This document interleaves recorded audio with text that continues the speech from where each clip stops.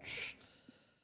Bem, nesta manhã eu tinha proposto no meu coração falar sobre algumas aparentes dificuldades que se encontram na primeira carta, especialmente do apóstolo Paulo aos Coríntios, e dizer-vos que por causa de más interpretações, às vezes as pessoas fazem afirmações categóricas, sem base na Bíblia, sem base nas Escrituras, apenas lendo um versículo.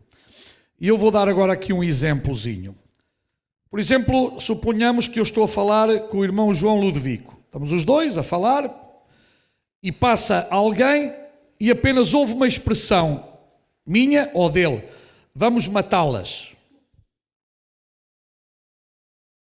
Vamos matá-las. A pessoa chega ao pé de outra, o irmão João, o pastor Paulo, estão a dizer que vão matá-las. E começam a fazer um filme na cabeça. Se calhar não estamos a falar que vamos matar galinhas para fazer uma almoçarada. Mas na cabeça da outra pessoa que não ouviu a conversa toda, já está a colocar algo que ninguém disse. Ok? Não vamos matar pessoas. Iríamos matar galinhas. Desculpem-os da proteção dos animais. Prontos, porque agora e muita coisa destas, mas pronto, eu também não vou matar galinhas, que eu não consigo matar galinhas, está bem? Não se preocupem. Gosto de comer, mas não sei matar, não posso matar. Isso é outra coisa. Então, irmãos, temos que ter muito cuidado quando nós pegamos num versículo da Bíblia e o isolamos, sem saber o contexto, sem saber o tempo, sem saber, inclusive, a cultura daquela cidade ou a cultura daquela região, e queremos fazer uma interpretação geral como se isso fosse doutrina. E nós temos que entender que uma coisa é doutrina, que é base, e a outra coisa são costumes de uma determinada região, de uma determinada cidade, de um determinado país. E nós temos que ter cuidado em não confundir. Há muita gente hoje que se põe, como estamos no tempo dos meios de comunicação através da internet, toda a gente se julga que tem o direito de dizer qualquer coisa pela internet fora. E o problema não é os que dizem, é os que ouvem e pensam que isso é verdade. Então estamos na época onde as mentiras são propagadas com uma rapidez tremenda, e também no campo evangélico, no campo cristão, isto está a acontecer. E se as pessoas que estão a ouvir não têm base bíblica suficiente para entender as verdades de Deus, são enganadas. Então nós temos que ter bases para, quando lemos, sabermos interpretar corretamente os versículos da Bíblia. Porque senão vão nascer ensinos tão dispares, tão absurdos, que, irmãos, nem fazem a ideia do que se diz por aí no nosso pequeno mundo, que às vezes, irmãos, eu fico enjoado, agoniado de ouvir semelhantes absurdos de pessoas que abrem a Bíblia ao calha e põem-se a interpretar como querem e como desejam, sem ter o mínimo de preparação para o fazer. Todos nós podemos ler. Agora, nem sempre é fácil interpretar. E graças a Deus que nesta igreja nós temos o bom costume e dizemos isto: se alguém tem dúvidas, pergunta aos pastores. Se alguém lê um versículo da Bíblia e não entende, pergunte. E nós estamos aqui para ajudar, para ensinar, para esclarecer. Além disso, temos a nossa escola bíblica às quintas-feiras, neste momento ainda por Zoom. Quer dizer que foi avisado que era presencial. Apenas eu na quinta-feira vim aqui para a porta e apenas apareceu uma aluna. Os outros estavam todos via Zoom. Então nós vamos continuar até ao final do mês via Zoom, pelo menos, porque, irmãos, os irmãos, eu também gosto mais de estar sentadinho, comodamente. Mas prontos, eu não estou a criticar com isto, estou a dizer é que nós vamos continuar. Se algum irmão quer assistir por Zoom, peça-nos depois que nós iremos facilitar. Mas a nossa escola de bíblica, que estamos a seguir os livros da ETAD, a Escola de Educação Teológica das Assembleias de Deus, estamos a usar estes livros para ensinar, para que as pessoas não sejam ignorantes acerca das doutrinas bíblicas. Vamos abrir e depois eu vou a um tema, eu não tenho tempo para tratar muitos temas, por causa da hora, mas vamos abrir em 1 Coríntios, e é interessante que a carta aos Coríntios, ela foi escrita para colocar em ordem coisas que estavam desordenadas dentro da igreja de Corinto. Provavelmente não se passava aquilo em Éfeso, não se passava em Colossos, não se passava, portanto, na cidade de Filipos, mas passava-se na igreja de Corinto. E Paulo, porque amava a igreja, foi ele o fundador da igreja, Paulo tem que esclarecer e pôr pontos nos is, porque, irmãos, se nós deixarmos andar a carruagem vai muito mal.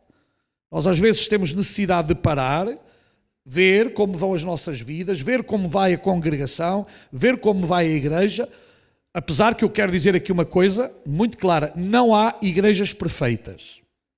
Não ouvi nem um amém. Sabe porque é que não há? Vá ler as cartas paulinas. Leia as cartas. Muitos anos já passaram.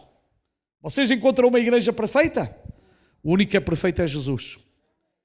Enquanto a igreja for constituída por pessoas, temos problemas. E não há mal ter problemas. Mal é continuar nos problemas. Problemas vamos ter toda a vida. Até nós pessoalmente temos problemas. Mas Deus quer solucionar os nossos problemas. E Deus quer nos dar a sabedoria e a graça para resolver os problemas e as dificuldades. Agora, irmãos, coisas intencionais, desvios da doutrina, da palavra de Deus, não, têm que ser corrigidos e colocados em ordem. Mas enquanto estivermos neste mundo, nós vamos encontrar coisas imperfeitas, porque nós mesmos somos perfeitos. Ou será que está aqui alguém que é perfeito? Levanta a mão que eu gostaria de conhecer. Algum de vocês é perfeito? Não é, pois não. Porque é que vocês querem exigir dos outros perfeição quando vocês e eu somos imperfeitos? Claro que eu quero ser melhor a cada dia. Eu não tenho dúvida que todos os filhos de Deus que estamos aqui, em sinceridade perante o nosso Senhor, queremos ser melhores a cada dia. E se eu sei que tenho um defeito, uma coisa que está mal, que está errada, sou eu primeiro a que tenho que ter o desejo de mudar e trabalhar para mudar. Não é só querer, é fazer. É colocar tudo aquilo que eu possa colocar e com a ajuda de Deus, eu e tu vamos ser vencedores. Amém? Então vamos ler só e depois eu passo a um assunto muito concreto. Começa assim a primeira carta aos Coríntios, capítulo 1. Paulo, chamado apóstolo de Jesus Cristo, pela vontade de Deus, e o irmão Sóstenes. Paulo, chamado apóstolo. Eu já tenho falado sobre isto. O grande problema hoje, no nosso mundo, e nós agora estamos aqui com pessoas que na maioria dos casos falamos português, e temos uma palavra que parece que é muito pompante, a palavra apóstolo. Mas a palavra apóstolo quer dizer enviado. Então Paulo está a dizer numa linguagem muito portuguesa, eu, Paulo, enviado. Veja lá que grande palavra. Mas hoje há gente que diz, eu sou apóstolo. Uau! Sou o top, o máximo, a cereja em cima do bolo. Onde é que isso está na Bíblia? Desculpem. Está na Bíblia? Não está. Sabe o que é que Jesus nos chama a todos nós? Servos. Sabe o que é a palavra servo? Escravo. Temos várias palavras para o nome de escravo. A mais conhecida é doulos. E temos o operetos também, que era aquele escravo que ia lá embaixo nas galeras, que vocês já viram nos filmes, a remar. Esse ainda remava e ia amarrado. Esse era o escravo mais escravo que todos os escravos. E Paulo utiliza muitas vezes essas duas palavras, doulos e operetos. Veja lá que grande nome nós temos. E nós temos um exemplo fantástico na pessoa de Jesus Cristo. E sabe, as pessoas hoje estão a buscar em gurus, quando para mim o meu mestre, e penso que para vocês por excelência, é Jesus Cristo. Os irmãos estão de acordo comigo? O nosso mestre por excelência é Jesus. Então se é Jesus, e se foi Ele que permitiu que a palavra estivesse escrita ok? E chegasse até nós, o nosso guia de autoridade, de fé, é a palavra de Deus, não é outro. Desculpem, não é os escritos eu não vou mencionar nomes porque alguém poderia mal interpretar. Há hoje gente conceituada e há gente que não é conceituada. E há livros muito bons e há livros que não valem nada. Pronto, tem para ser assim. E também, no meio de livros e de autores bons, também alguns têm preconceitos. Sabem porquê? Porque são homens. O único que não tem preconceito é Jesus Cristo e Deus. Porque os homens, de acordo com a cultura, a maneira como fomos criados, o país de onde viemos, todos nós temos conceitos e preconceitos. Todas as culturas têm coisas boas e coisas más. Ou não é assim? A cultura portuguesa, e comecemos logo pela nossa, que é para ninguém ficar de fora, tem coisas terríveis. Por exemplo, superstição. A cultura portuguesa está cheia de superstições. Eu não estou a dizer que a malta mais nova está, mas a malta antiga, a superstição fazia parte do dia-a-dia. Você não podia sair à rua a não ser com o pé direito, você saía à rua e não se passa por debaixo de uma escada. Aquelas coisas que eu pessoalmente digo que são estúpidas. E muito mais quando eu sou cristão. Porque nenhuma superstição me deve amarrar. Mas nós temos coisas na cultura, irmãos, sinceramente, que não interessam a ninguém. E nós temos que abandonar aquelas coisas que vão contra a Bíblia. O amém foi assim muito fraquinho. Querem que eu repita? Nós temos que abandonar aquelas coisas que a Bíblia é contra elas. Porque a Bíblia está acima da minha cultura e da tua cultura. E quando a Bíblia não estiver acima das nossas culturas, é porque nós não acreditamos que ela seja palavra de Deus. Então, se ela é palavra de Deus, ela está acima daquelas coisas da cultura que vão contra a própria Bíblia. Então, o livro de Coríntios tem que ser bem interpretado. Porquê? Aquela igreja, efetivamente, foi uma igreja que nasceu por instrumentalidade do chamado apóstolo enviado pela igreja de Antioquia da Síria, mas primeiro foi enviado pelo Espírito Santo. Porque antes que a igreja de Antioquia dissesse a Paulo, vai para as missões, o Espírito Santo falou à igreja e disse, apartai-me a Saulo e a Barnabé para a obra que os tenho chamado. Então o primeiro que envia missionários é o Espírito Santo.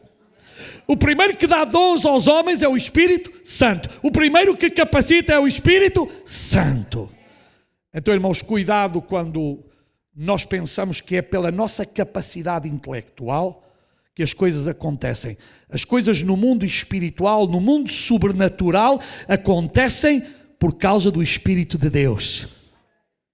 E eu acredito que onde está o Espírito de Deus há liberdade. E eu acredito que nesta manhã o Espírito de Deus está neste lugar, está na tua vida, está na minha vida, e é Ele que está a presidir sobre todas as coisas. E a Bíblia diz que quem tem ouvidos ouça para ouvir aquilo que o Espírito Santo tem para dizer à igreja. E o Espírito Santo ainda hoje fala à sua igreja. Primeiro fala através da palavra. Fala através da palavra.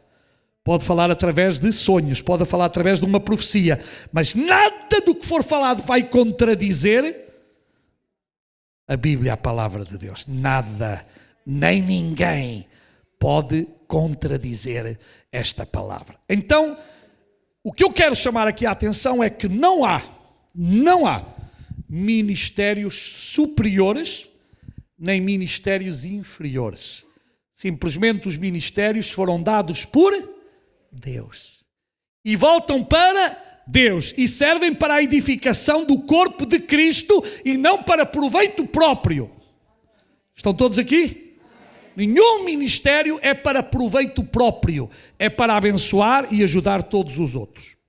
Então tirem da cabeça que há uma hierarquia, porque não existe hierarquia nos ministérios dados por Deus. Porque cada ministério tem uma função. Em algumas coisas parecem iguais, mas eles complementam-se e todos eles edificam ou servem para edificar a igreja do Senhor e as nossas vidas. Amém? Estamos todos aqui? Então não entremos por esse caminho que está de moda e cada dia está a crescer mais, em que pensar que os apóstolos e os profetas é o topo de gama. Parece que os outros nem fazem falta. Mentira, e nós não aceitamos isso. Todos os ministérios. Agora, ministério sem evidências não é ministério. Se eu não estiver a pastorear uma igreja, que pastor é que eu sou? Se eu não for enviado, que missionário ou que apóstolo eu sou? Então o grande problema é que hoje há pessoas que se enviam a elas próprias. E até há ligas internacionais que tu pagas um dinheiro e já és apóstolo. Imagina onde é que isto chegou. Mas esta é a verdade. Então, agora, versículo 2. A igreja de Deus que está em Corinto, aos santificados em Cristo. Jesus chamados santos. Outro erro é pensar que santo é perfeito. E santo significa separado. Tu e eu fomos separados para Deus, para servir a Deus, para viver para Deus, para agradar a Deus, para louvar e glorificar o nome de Deus. Então não há nada de misterioso, nem na palavra santificado, que é uma ação do Espírito Santo e uma ação também minha. O Espírito Santo faz a obra em mim, mas eu posso não deixar que Ele a faça. Porque Deus deu-nos a todos nós o livre arbítrio, sou eu que escolho.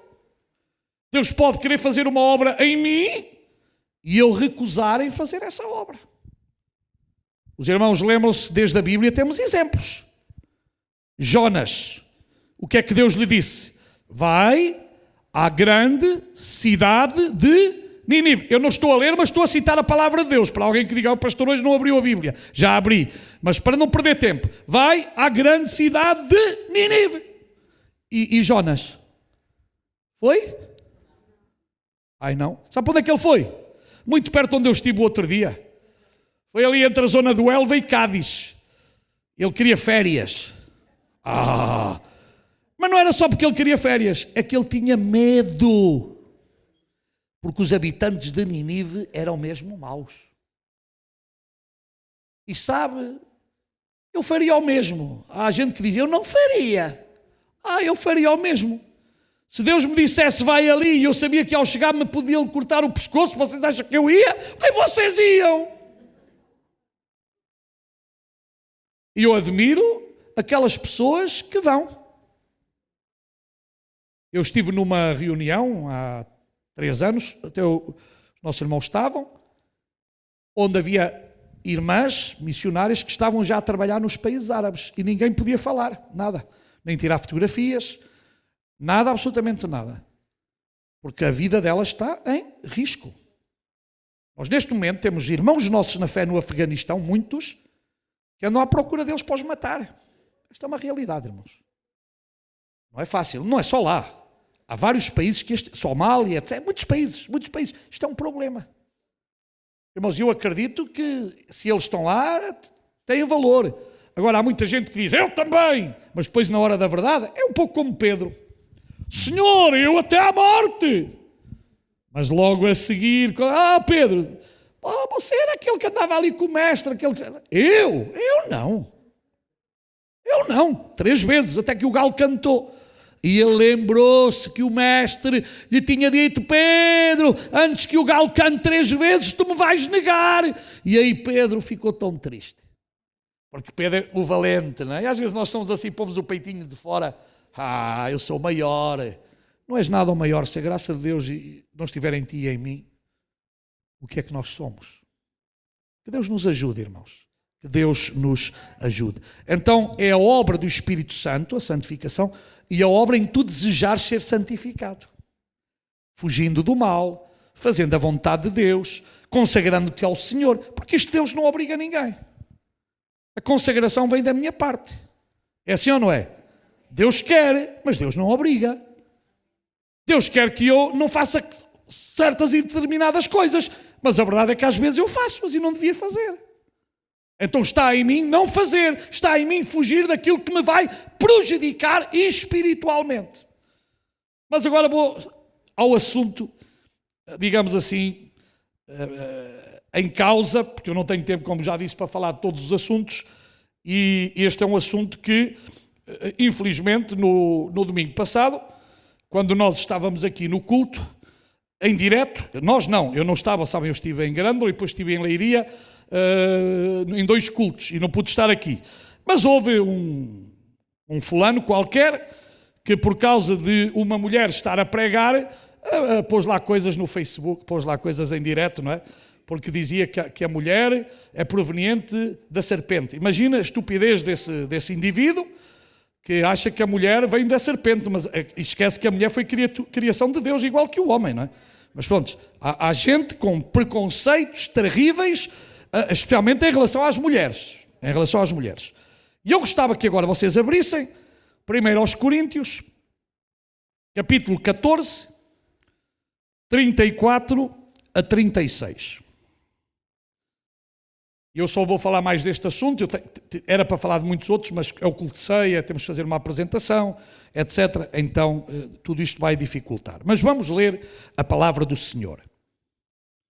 Diz assim, se eu isolar este versículo, é difícil de entender. Diz assim, as mulheres estejam caladas nas igrejas, porque lhes não é permitido falar. Ponto final.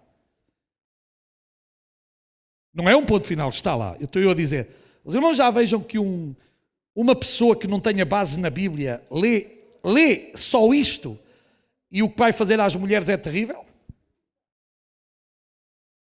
Porque o fulano machista, o fulano que tem preconceitos contra as mulheres, pega-se a este tipo de coisas.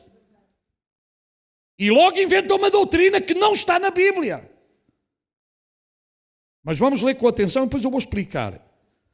Mas estejam sujeitas, como também ordena a lei, e se querem aprender alguma coisa, interroguem em casa os seus próprios maridos, porque é indecente que as mulheres falem na igreja. E, então, as irmãs nem aleluia nem amém a partir daqui. Porventura saiu dentre de vós a palavra de Deus, ou veio ela somente para vós? Pronto, irmão, este versículo isolado traz coisas que não estão na Bíblia. Em primeiro lugar, pano de fundo. Porque é que Paulo mandou calar aquelas mulheres na cidade de Corinto? Explico. Naquele tempo, as mulheres estavam separadas dos homens. Mulheres de um lado, homens no outro. Geralmente as mulheres não tinham naquela época ensino nenhum. Era-lhes vedado, na maioria dos casos, o ensino, a escolaridade. Então na igreja havia lugar, e elas vinham de uma sociedade, o caso concreto da sociedade coríntia, onde as mulheres tinham alguma força. Chegavam à igreja, assentavam-se, o pastor pregava e elas não entendiam e começavam a falar entre elas. O que é que ele quer dizer? O que é que isso significa? E criavam um mal-estar no culto. Portanto, Paulo, só neste caso concreto é que está a dizer, as irmãs calem-se e em casa perguntem aos vossos maridos, até podia ser aos vossos pais. Portanto, era algo cultural. É o mesmo aqui, eu estou a pregar. Agora imaginem-se se aí houvesse um grupo a falar uns com os outros. O que é que eu teria que fazer? Irmãos, por favor, calem-se, porque eu estou a pregar. Está certo ou não é? E a boa educação manda-nos a isto. Em qualquer escola, em qualquer universidade, em qualquer lugar, o professor está a ensinar, a obrigação dos alunos é ouvir. Há professores que fazem uma coisa, eu faço quando estou a dar aulas. Se algum aluno, quando eu estou a falar, tem dúvidas, levanta a mão. Não perturba, eu vejo, no fim do meu pensamento ou da minha ideia, eu vou esclarecer. Ou senão, no fim da aula. Isto é correto. Então, Paulo aqui não está contra as mulheres. Paulo está a dizer é que lá naquela igreja, por causa de barulho que estava a acontecer durante os cultos, Paulo pedia às irmãs que ficassem caladas. E quando chegassem a casa, então perguntassem aos seus maridos, que geralmente tinham muito mais instrução do que elas. Portanto, ele não está a vedar o ensino, ele não está a fazer das mulheres parvas, simplesmente está a colocar ordem no culto. Portanto, não há. Depois há outra coisa. Então, se Paulo estivesse contra o ministério das mulheres, vocês já leram Romanos capítulo 16? Já leram? Aconselho-vos a quando chegar a casa lerem. Fala lá de muitas mulheres que eram ajudantes dele no ministério. Então era uma grande contradição. Paulo está a mandar calar as mulheres e depois Paulo está a cumprimentar e a saudar e de alguma maneira a dignificar o ministério, homens e mulheres que foram seus companheiros, seus colegas, por onde ele passou. Então Paulo tinha problemas de cabeça, irmãos. Se Paulo, por um lado, estava contra o ministério das mulheres, desculpem, como é que depois Paulo está a enaltecer o ministério das mulheres? Era impossível. A Bíblia não é contraditória. Então, isto era um assunto pontual. Os irmãos não veem, por exemplo, na carta aos Romanos ele utilizar essa expressão. Os irmãos não veem na carta a Efésios ele fazer isso, ou em Colossenses, ou Tessalonicenses, porque esse não era o problema da igreja local, irmãos. Mas era um problema de Corinto, onde durante o culto, fique esclarecido, as irmãs, em vez de esperar no final do culto ou isso, começavam a falar durante o culto. Irmãos, isto sim era uma falta de respeito à ética e aos costumes e à maneira de estar. Depois há outro assunto muito controverso, que outro dia na televisão também saiu, e não tem a ver com Coríntios, que é a mulher está sujeita ao marido. E as feministas não gostam nada disso. Mas vocês sabem que é um princípio bíblico. Agora, o princípio bíblico tem que ser explicado. Deus, Jesus, homem, mulher e filhos. Mas isto não torna ninguém inferior, nem torna ninguém superior. O único que é superior é Deus. Mas há uma cadeira de comando que Deus estabeleceu. Deus é o fabricante. Deus é que sabe todas as coisas. E se Deus estabeleceu esses princípios, não é para nosso mal, mas é para a nossa bênção. Eu já tenho dito isto e vou repetir aqui. E vocês sabem que nesta cadeira de comando, Deus pôs muito mais difícil as coisas ao homem que à mulher. Ai, pôs sim, senhor. Sabe porque é que o que ele diz ao homem não diz à mulher? Tu, marido, tens que amar a tua mulher como eu amei a igreja. Pôs-nos as coisas muito difíceis. Ou não acham que pôs? Olha, eu considero-me homem que o Senhor a mim pôs-me as coisas difíceis. Quantos homens estão de acordo comigo? Levantem a mão. Não há muitos, olha, problema. É muito mais difícil. Como ele, que é perfeito, como ele que fez tudo bem. Ah, sim, está-me a pedir o mesmo. Ama a tua mulher como eu amei a igreja. Agora uma pergunta. Um homem que efetivamente ama a sua mulher, vai tratá-la mal? Um homem que efetivamente ama a sua mulher, vai maltratá-la? Vai desprezá-la? Vai ignorá-la? Vai fazer dela um capacho? De maneira alguma, irmãos. Vai-lhe dar toda a dignidade que ela merece. O problema é que o padrão que a sociedade tem é um mau padrão. Porque não conhecem Deus como Pai, nem conhecem a palavra de Deus. Mas quando nós conhecemos Deus como Pai, nós aprendemos que Deus é amor e que Deus nos ama de uma maneira fantástica, maravilhosa, como mais ninguém nos poderá amar. Então Deus nunca vai querer o nosso mal. Deus nunca vai dizer coisas para nos prejudicar. Deus só nos vai ensinar coisas para nos abençoar, para que nós possamos crescer, para que nós possamos ser mais felizes, para que nós possamos ser completos, para que nós possamos desfrutar da verdadeira felicidade. E é isto que Deus quer para cada homem, para cada mulher, para cada filho, para cada filha, para que o nome do Senhor seja glorificado e honrado sobre todas as coisas. O problema é que o mundo quer seguir os ideais de uma sociedade sem Deus, de uma sociedade que quer colocar Deus à margem, Deus de fora. E quando o homem coloca Deus de fora, o homem recebe as consequências. E as consequências é mal, pecado, injustiça, ódio, corrupção e tudo o que vocês quiserem acrescentar.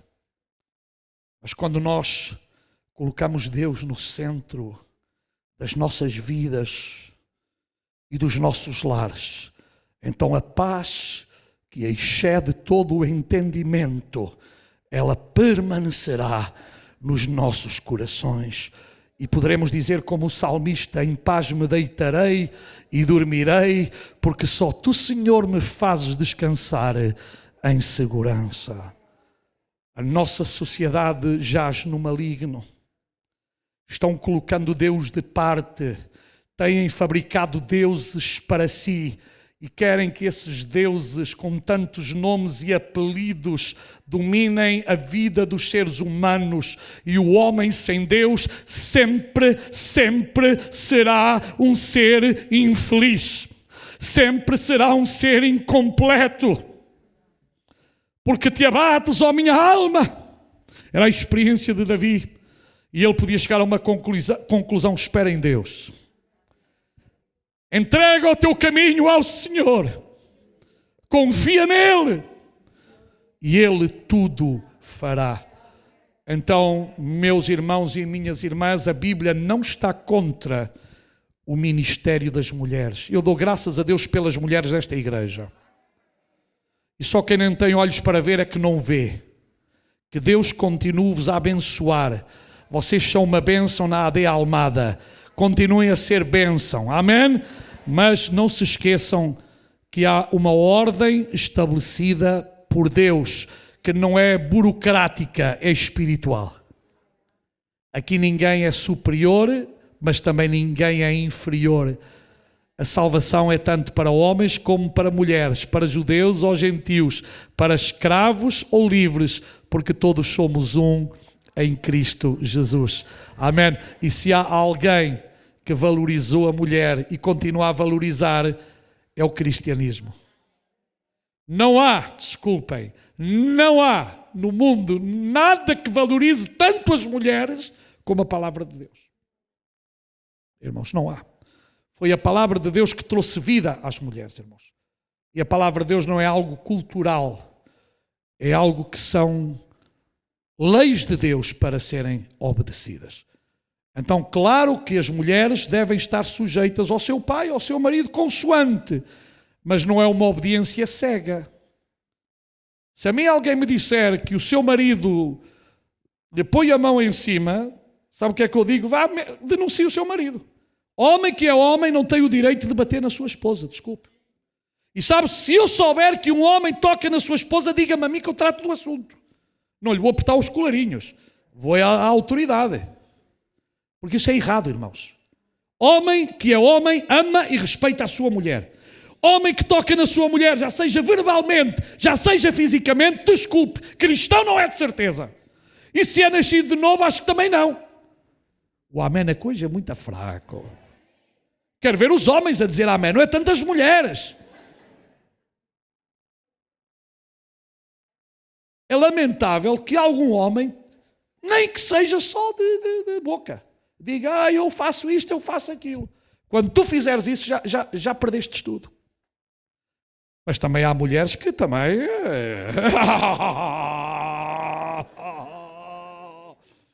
O pior é que os homens têm mais vergonha e não vão... Tem vergonha, a sociedade é assim.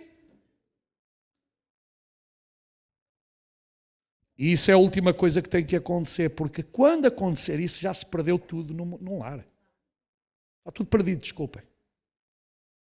E a Bíblia ensina-nos a ter paz com todos. Nós somos chamados à paz. Podemos ter diferentes. Quem é o casal que não tem diferentes? Há diferenças. Ainda bem, senão a gente andávamos todos de igual.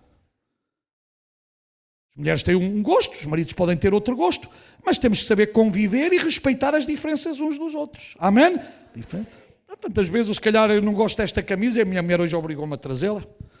Não obrigou nada. Se ela ouvir, vai, olha, está ali. Não. A gente às vezes precisa de um gosto feminino. Nós, os homens. As mulheres geralmente têm outro tipo de gosto, não é? E pronto, a gente até habitua-se e até pergunta, não é? Que é para não vir com uma coisa de cada cor, que eu às vezes nem olho a isso, não é? E se eu não perguntasse, se calhar vinha para aqui com as cores todas de não sei quem. Não, é verdade, a gente, os homens não somos mais, é o que vier. Chegamos agora, está isto, pô. E depois nem olhamos para as cores, nem olhamos para o espelho, nem sabemos a figura de tristes que estamos a fazer. Ainda bem que temos, as mulheres têm outro gosto, nem todas, não é? Também vamos ter, mas a maioria tem. Isto para dizermos, irmãos, que nós podemos ter diferenças em tanta coisa, mas nunca faltar ao respeito. Nunca faltar ao respeito.